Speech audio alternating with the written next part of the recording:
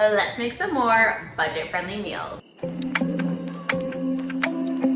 Hello friends, welcome back to my channel. We are making 3 more budget-friendly meals this week. All of these are easy, delicious, nutritious. They're all so good. I'm really excited for you guys to try these. You guys know that I don't put a set amount to any of these meals. They're all pretty customizable and you can kind of just make them fit to your needs, your family situation, your budget. So let's get started. So for this meal, we are making white chicken chili. This is such a good fall meal. I absolutely love this meal. I actually went to chili cook-off one time with this meal. It's really good.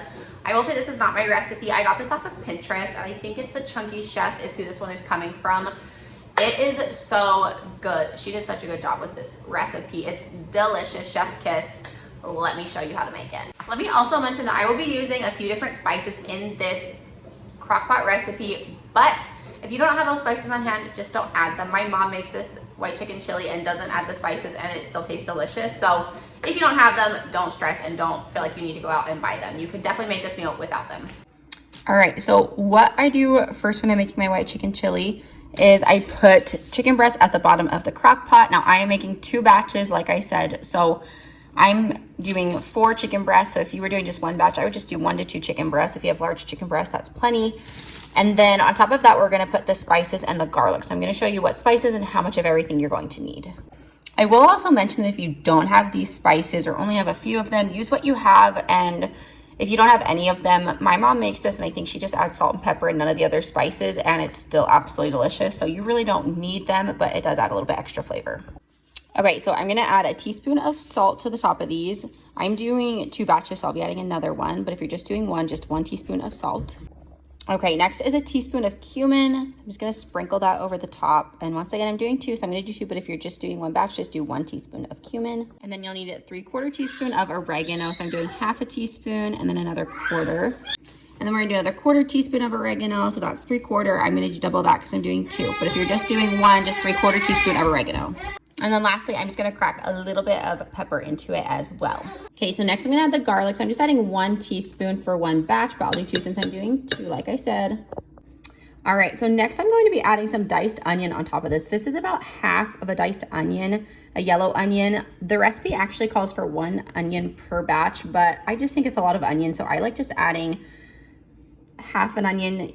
Pretty much I use 1/2 an onion whether I'm making 1 or 2 batches, but I'm just gonna do 1/2 an onion because it just seems like a good amount.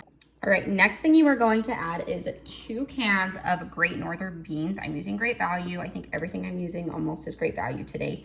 So 2 cans of Great Northern beans if you're just doing 1 batch. I'm doing 2, so I'm doing 4 cans. Just wanna make that clear so that people don't get confused and mess up the amounts. Okay, so here's my 2nd can of Great Northern beans going in. And then I'm gonna add 2 more like I said. But if you're just doing 1 batch, just add 2 cans. Okay, so I got all of my Great Northern beans in. Now I'm gonna add the corn. So if you're doing 1 batch, just do 1 can of Golden Sweet whole kernel corn. I'm doing 2, so I'm gonna add 1 more in. If you're just doing 1, just add the 1 can. Next thing you're going to need is a can of mild fire roasted diced green chilies.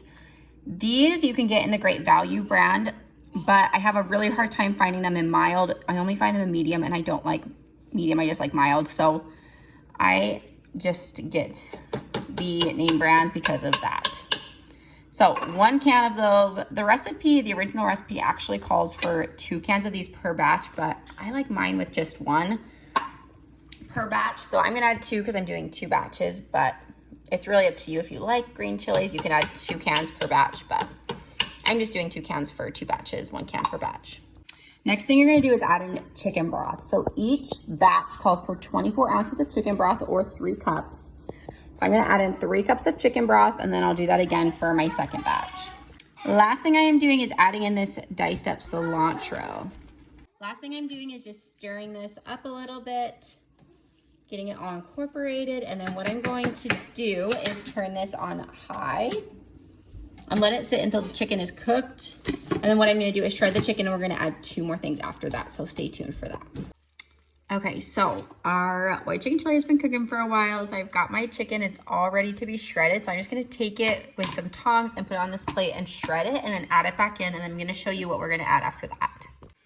All right, so I have all of my chicken shredded and we've got everything in the crock pot. So I still have this on high because I'm adding in, so if you're just doing one batch, you're gonna add in 4 ounces of cream cheese. I'm doing 2 batches, so I'm adding a whole 8-ounce block of cream cheese, and I like to cut mine into little cubes just to kind of help distribute it evenly. So I'm gonna put that into here. Got the cream cheese in, so I'm gonna try and break it up a little bit more, but I'm gonna let this sit on high for another probably 15 to 30 minutes and let the cream cheese kind of get incorporated into the soup. And then I'm also adding for each batch a 1/4 cup of half and half. So I'm gonna do another 1/4 cup because I'm doing 2 batches, but I just get the half and half from Great Value. It's a really good deal in my opinion. So I'm gonna add 1 more 1/4 cup in because I'm doing 2 batches, but if you're just doing 1 batch, just do a 1/4 cup. So I guess technically I'm doing a half a cup. And then I'm gonna give that a good mix. And this is where it gets white. So this is the white chicken chili because now it's white. So I'm gonna have a good mix. And like I said, I'm gonna let this sit on high for a while longer until all the cream cheese gets incorporated and breaks down a little bit. So I'm just gonna put the lid back on and let this sit until that's all dissolved, and then we'll come back. All right, so this cooked on high for a while. There's still a few clumps of cream cheese. Hopefully they'll start to kind of dissolve eventually, but I do have it on warm now. I turned it down to warm. We're just gonna wait until we eat it. So now it's just keeping warm, and these blobs of cream cheese may or may not go away. Sometimes we just have a few that kind of linger, but this is such a great fall dish. So yummy and so stinking easy. You can just stick it in the crock pot and let it go all day. Definitely one you guys should try. All right, friends, so tonight we are making baked potatoes with pulled pork on top with salad. This is going to be so yummy. I'm really excited to try this one out. I've made pulled pork in the past, but it hasn't turned out how I really wanted it to, so I'm trying it a little bit differently this time. So hopefully it'll turn out and be super good. Let's try it. All right, guys, so to make this pulled pork that we're gonna be putting over top of our baked potatoes, I have a frozen pork loin here that I froze a while ago. This is what makes it budget friendly, is that I find these on sale. So I get a huge like pork tenderloin and it's on sale. I think this one was like $1.99 a pound or something like that. And I just divide it into 3 pieces and then freeze them like this. And this is why it's budget friendly. I used to get these at Walmart all the time, and then I realized how expensive they were. So not saying that you can't get them there or whatever, but I just find they're more expensive than if you find a good deal at maybe a local store or other stores around you. So if you're doing these, look for a good deal. But these baked potatoes would also be delicious with like barbecue chicken on top. Just doing chicken with like barbecue sauce and cooking that in your slow cooker, that would be delicious as well. So to start off, I'm just gonna put this into my slow cooker. Okay, so I've got my pork tenderloin in the crock pot. I'm just gonna season this. I will be honest, I've made this a few times in the past and have not always liked how it turns out. Like, it's good, but not my favorite thing in the world. So we're just gonna try and season it a little bit better than I did the last time. I don't think I really seasoned it super well last time. So we're gonna do some salt, and I'm just not like measuring anything, I'm just kind of tossing it on here. Some brown sugar. A little bit more. Some brown sugar, and then I'm gonna add some paprika, smoked paprika. And if you don't have any of these spices, like, you don't really need to add spices, but we're gonna try and make this a little more flavorful than I did the last time. I'm gonna add a little bit of garlic salt. And then crack in a little bit of this black pepper as well. And then I'm gonna add just a little bit of water to the bottom of the crock pot so we don't have anything like burning or whatnot. Not a ton, just like a little bit. And I'm gonna stick the lid on and turn this on high since it's frozen. And go ahead and let this cook until it's tender, and then we're gonna go from there.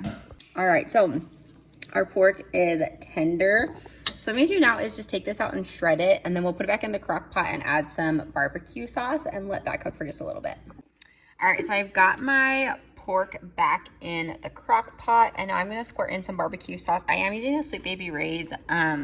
Great Value has barbecue sauce. My husband just isn't a huge fan of it, so I do splurge on the Sweet Baby Ray's for the barbecue sauce because that's what we like. But Great Value definitely has an option, and I'm not gonna measure this. I'm just gonna like squirt it in, and I will say that I feel like the pork is pretty tender right now, and it tastes yummy. So you could just leave it like this, and then they could put barbecue sauce on later, like after they put it on their sandwich or their potato or whatever you're doing. But think I'm just gonna do it now and let it sit. Give it a good stir. I think we're gonna need to open another bottle. All right, so I just added a little bit more barbecue sauce. I didn't like put a ton in there. I just coated it a little bit. And then people can put more on later if they want it. It actually tastes really delicious and super good.